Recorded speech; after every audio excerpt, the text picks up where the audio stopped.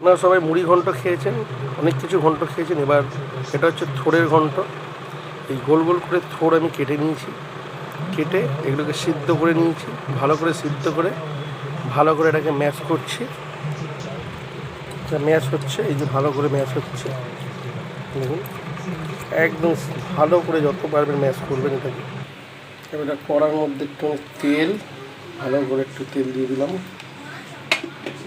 একটু তেল দিয়ে দিলাম।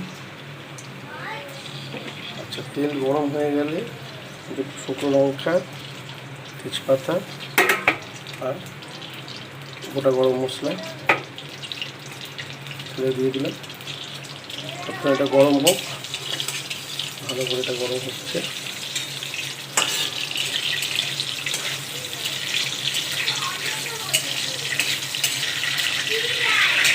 তেল গরম হয়ে গেলে তেলের মধ্যে পেঁয়াজ, কুচনো পেঁয়াজ দিয়ে দিলাম। ভালো করে পেঁয়াজটা ব্রাউন রঙের হয়ে যায়। পেঁয়াজটা ব্রাউন হয়ে গেলে একটু আদা রসুনের পেস্ট দিয়ে দিলাম 2 চামচ, দিয়ে ভালো করে কষছি। ভালো করে কষছি, এটা ভালো করে কষে নিতে হবে, এটা আদা রসুনের পেস্টের গন্ধ না থাকে। এরপর এর মধ্যে 1 চামচ হলুদ, 1 চামচ হলুদ গুঁড়ো,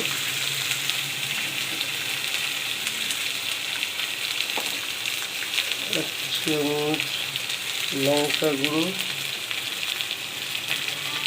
1 চামচ জিরে গুঁড়ো দিয়ে একটু জল দিয়ে, একটু স্লাইড জল দিলাম।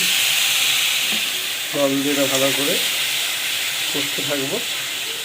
যতক্ষণ না কষতে কষতে তেল বেরিয়ে ছেড়ে দেবে ততক্ষণ আমরা কষবো। ভালো করে কষা হবে, আস্তে আস্তে কষা হোক। কষছে এটা, কড়া থেকে আস্তে আস্তে তেল ছাড়ছে। এটা ভালো কষানো হয়ে গেছে। এবার এর মধ্যে ম্যাশ করা যে থোড়টা ওটা আমরা দিয়ে দেবো। থোড়টা দিয়ে দিলাম, দিয়ে এটাকে আবার নাড়তে হবে ভালো করে। এরকম করে নাড়তে থাকুন ভালো করে। ওর মধ্যে একটু নুন আর চিনি স্বাদ অনুযায়ী দিয়ে দিই।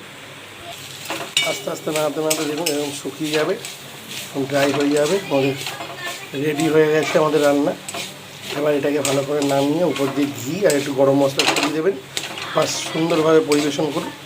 দেখুন কেমন লাগছে। সাবস্ক্রাইব ও লাইক অবশ্যই করবেন।